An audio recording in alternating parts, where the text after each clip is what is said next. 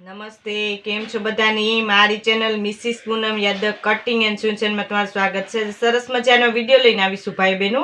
ઘણા ભાઈઓ બહેનોની ઘણા ટાઈમથી રિક્વેસ્ટ આવતી કે કોલરવાળું બ્લાઉઝ તમે કટિંગ બતાવો. તો આજે હું તમને ડાયરેક્ટ કાપડ ઉપર કોલરવાળું બ્લાઉઝ હોય તો કેવી રીતના કટિંગ કરવું એ તમને શીખવાડીશ.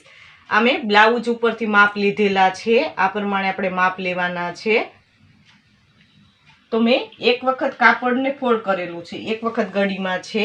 અમારે 1.5 મીટર કાપડ છે, થોડું વધારે છે, 1 મીટરમાં પણ તમે કરી શકો. હવે પહેલા આપણે લંબાઈ લેવાની છે.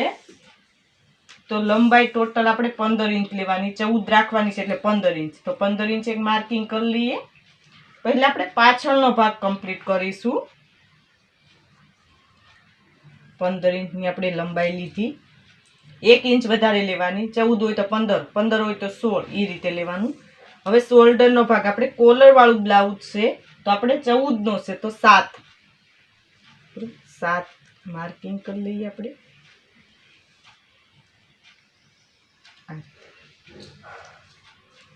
હવે મૂંઢાકાર, તો મૂંઢાકાર આપણે 6.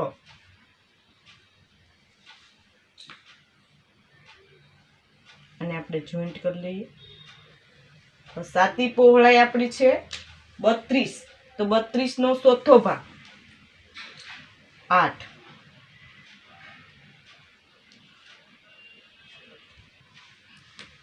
આપણે ચોથો ભાગ લેવાનો એટલે 8, બરોબર.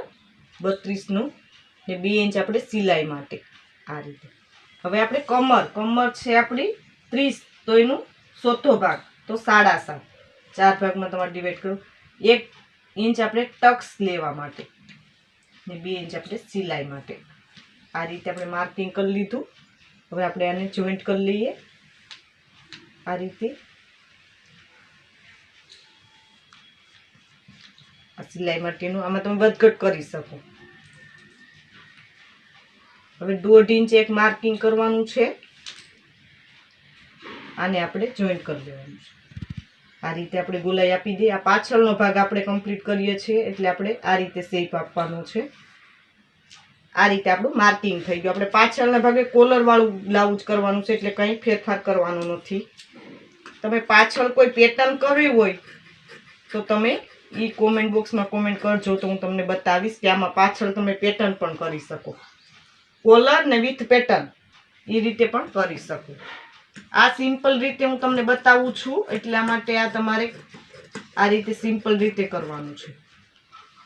આમાં પેટર્ન આપણે નથી કરવાની. નેક્સ્ટ વિડીયોમાં તમને ગમે ત્યારે બતાવીશ, ત્યારે એ પેટર્ન વાળું બ્લાઉઝ બતાવીશ કટિંગ, કોલર ને પેટર્ન. આ રીતે આપણું કમ્પ્લીટ થઈ ગયો છે એક ભાગ. હવે આપણે આગળના ભાગનું કટિંગ કરવાનું છે. કોલર વાળું બ્લાઉઝ હોય તો આગળ આપણે ટક્સ વાળું કરી શકો અથવા પ્રિન્સેસ પણ કરી શકો. હું તમને પ્રિન્સેસ શીખવાડીશ. તો આ રીતે આપણે 1/2 ઇંચ એક્સ્ટ્રા લેવાનું છે, 15.5, બરોબર. આ રીતે 15.5 રાખી દઈએ. નીચે આપણે 1/2 ઇંચ વધારે લેવાનું છે. બાકી આપણે બધી જગ્યાએ માર્કિંગ કરી લઈએ આ રીતે.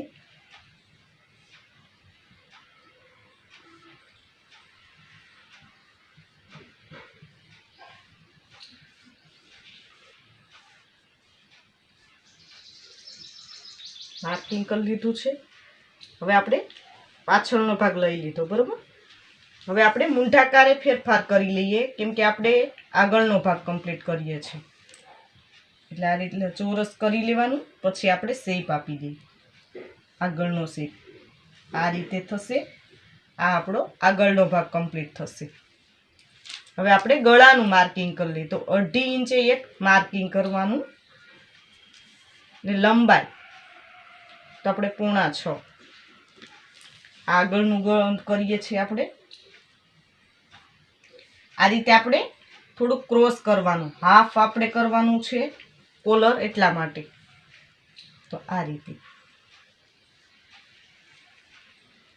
આપણે ગળાનું શેપ આપી દઈએ. આ રીતે થશે.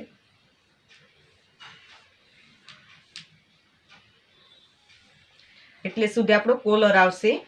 ને આ રીતે આપણું ગળું બનશે વી શેપ. આ રીતે આપણું થઈ ગયું માર્કિંગ. હવે આપણે 1/2 ઇંચ અહીંયા સિલાઈ માટે ઉમેરવાનું પ્રિન્સેસ કટમાં, ને આપણે 2 ઇંચ અહીંયા ઉમેરવાનું છે. આ ક્રોસને આપણે અહીં જોઈન્ટ કરી લઈએ આ રીતે. હવે આપણે પ્રિન્સેસ કટનો શેપ આપી દઈએ. એક 3.5 માર્કિંગ કરવાનું છે ને આ રીતે આપણે એક અહીંયા આપણે માર્કિંગ કરવાનું 4.5. આ રીતે આપણે પ્રિન્સેસ કટનો શેપ આપી દઈએ.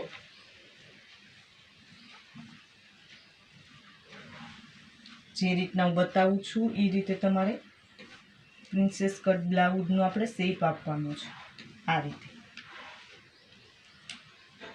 3.5 એક માર્કિંગ કરવાનું છે ને 2 ઇંચ અહીંયા લીધા તો 2 ઇંચ અહીંયા આપણે ડાર્ટ્સ માટે લેવાના છે. આ રીતે ને આપણે ડાર્ટ્સનો આ રીતે શેપ આપી દઈએ પ્રિન્સેસ કટમાં. એકદમ સરળ રીતે બતાવું છું. આ રીતે આપણો પ્રિન્સેસ કટનો શેપ આપી દીધો, બરોબર. આ રીતે થશે. આ રીતે આપણું બધું માર્કિંગ થઈ ગયું. હું કટિંગ કરીને બતાવું તમને. આગળ આપણે પ્રિન્સેસ કટ ને કોલર વાળું કેવી રીતના બ્લાઉઝનું કટિંગ કરવું, આમાં ટક્સ વાળું પણ તમે કરી શકો. યોગ ને અડધો ભાગ ને આ રીતે કોલર, બરોબર, એ રીતે પણ કરી શકો. પ્રિન્સેસ કટ પણ કરી શકો. કોઈ બી તમારી પસંદગી ઉપર તમે બ્લાઉઝનું કટિંગ કરીને સિલાઈ કરી શકો.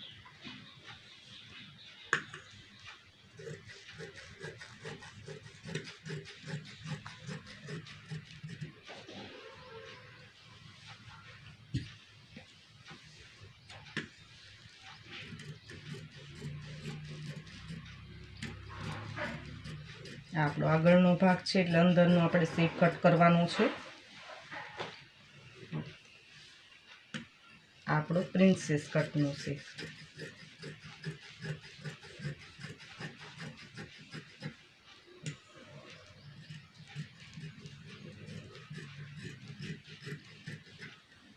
તે થશે. આ આપણે ગળાનો શેપ.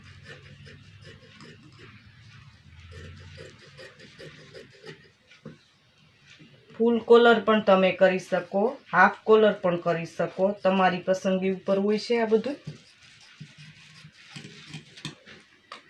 આ રીતેનું કટિંગ થશે આગળના ભાગનું. તમે જોઈ શકો છો આ રીતે થશે. એટલે સુધી આપણો કોલર આવશે. આ રીતે આપણું વી શેપ ગળું થશે. આ રીતે આપણો જોઈન્ટ થશે બંને ભાગ પ્રિન્સેસ કટ. આ આપણો પાછળનો ભાગ છે. આ રીતે. હવે આપણે જોઈ લઈએ સ્લીવ. હવે આપણે સ્લીવ જોવાની છે. તો એક વખત મેં ગળીમાં ફોલ્ડ કરેલું એ રીતે બીજી વખત, એટલે 4 પાર્ટ થવા જોઈએ તો 2 સ્લીવ થાય આપણી. આપણે લંબાઈ છે 4 ઇંચ તો આપણે 5.5 લેવાનું. આપણો આ સાદું બ્લાઉઝ છે એટલા માટે. અસ્તરવાળું હોય તો 1/2 ઇંચ વધારે લેવાનું તમારે. હવે આપણે પાછળનો ભાગનું મૂંઢાકાર માપી લઈએ તો ખ્યાલ આવે કે કેટલું આપણે મૂંઢાકારમાં જોશે. આ રીતે આપણે માપી લઈએ. સિલાઈ માટેનું છોડી દેવાનું એટલે 8.25 જેવું આવે તો 8.25 એક માર્કિંગ કરી લઈએ. આ રીતે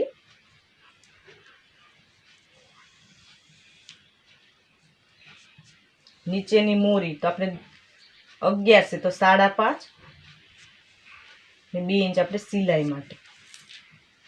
આ માર્કિંગને આપણે જોઈન્ટ કરી લઈએ. એક 1.5 ઇંચ એક માર્કિંગ કરી લઈએ. આ રીતે 1.5 ઇંચ છોડી દઈએ. 1.5 ઇંચ જેટલું અહીંયા છોડીને આપણે શેપ આપી દેવાનું આ રીતે સ્લીવનું.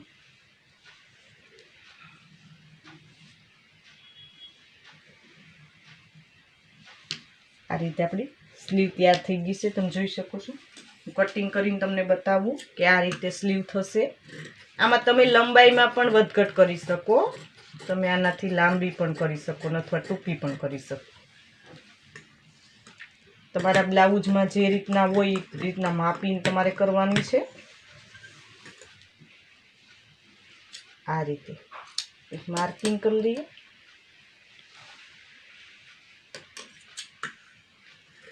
આ રીતે આપણે